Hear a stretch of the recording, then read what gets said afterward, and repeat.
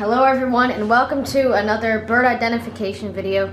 Today's video will be featuring the bay-breasted warbler and the Blackpoll warbler, and we're going to be learning how to separate these two species when you're out in the field. So before we jump into all the details, these birds are probably North America's trickiest warblers to tell apart from each other, especially in the fall. And that's because, as you know, they're quite obvious in the spring. The bay-breasted has that obvious red, and the Blackpoll has that distinct black cap and obvious black streaky. But in the fall, birds no longer have a need to have those colorful plumages because they're simply just trying to get back to South America where the weather will be warmer. They're not going up north to breed. And the reason why their plumages are more colorful in the spring is because they're trying to attract a mate and they're calling more, and that's also why you see more birds in spring migration than fall migration, because they're putting themselves out there. Now, so when we look in the field guide, we are going to be looking for the leg color, red wash, on the sides of bay-breasted's bellies remaining from their spring plumage, and we're also going to be looking for kind of more of a goldeny, brightish color on the bay-breasted's head. Now, let's get a look at these drawings here. Now, as you can see, you have that nice breeding plumage bay-breasted with a distinct red, and there's also a female breeding plumage bay-breasted with, it's also got that red, but not quite as much as the male. And as you can see here, we've got that non-breeding bay-breasted, which is a lot drabber, and that's the bird that will be kind of difficult to distinguish from the Blackpoll, and you will only see the non-breeding plumaged bird in the fall, and you will only see the breeding plumage bird in the spring. Now, if we look at Blackpoll here, you can see, like I said, it's got those obvious black streaks, it's got that black cap, and it's it's not like any warbler in North America. But when you go to the non-breeding, it looks very similar to the bay-breasted, and when you're out in the field, it can get even more confusing, because there can be multiple warblers together. You may not get a good look as well because warblers are usually high up, and also they're moving quite quickly. So now we're going to be looking at the details that we need to see in order to tell these two birds apart. As you can see, the Blackpoll has those yellowish legs, whereas the bay-breasted kind of has those dark legs. But if you think logically, it will be very hard to actually get a look at the legs when you're out in the field, just because, like I said, warblers are always on the move and they're always really high up, so you'd be very lucky to get a good look. I'd try getting a picture if you can.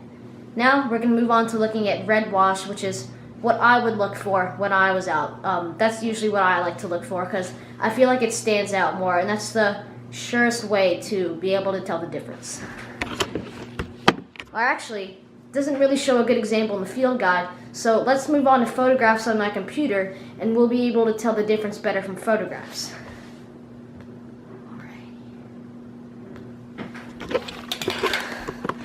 As you can see here, we've got a nice bay-breasted.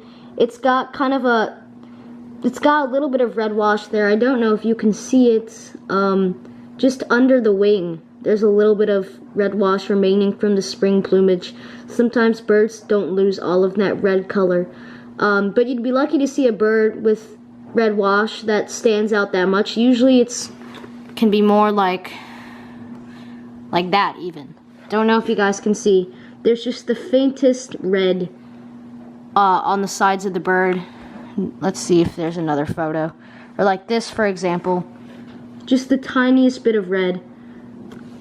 But sometimes you'll get birds like this. For example, this looks to be a first fall female, I want to say, where you won't be able to tell, and it looks just like a Blackpoll. And there's some times where you won't be able to tell, except if you get a good look at the legs, just because the bird has never had red wash, because it was just born after the spring migration, and it's its first migration back south. So sometimes the frustrating thing about identifying these two birds is that sometimes you won't even be able to tell.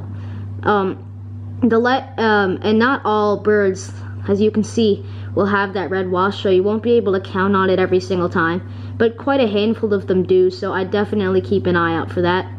And also, like I said, if you compare the Blackpoll here, so you can see there's a nice Blackpoll.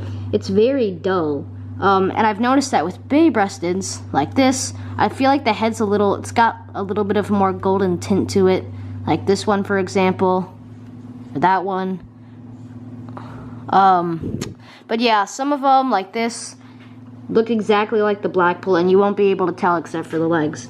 As you can see, it's got those dark legs, whereas that Blackpoll has kind of those brighter ones, but like I said, you won't really be able to tell the legs unless you got a photo or you got really lucky and you are close to the bird.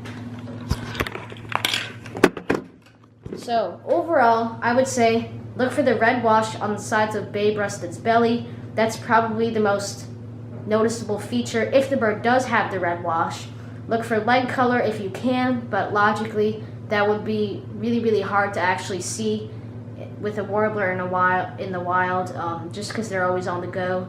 And I'd also look for kind of a more golden color on the head of the bay-breasted. I feel like the yellow is kind of a more golden color. It stands out a little bit more than the Blackpoll. Of course, not all birds are going to have that. No one's ever told me that. That's just something I personally have noticed. But overall, I'd say look for mostly the leg color and the red wash. But anyway, that's going to be all for today's video. Hope you guys enjoyed it, and please subscribe for more bird IDs.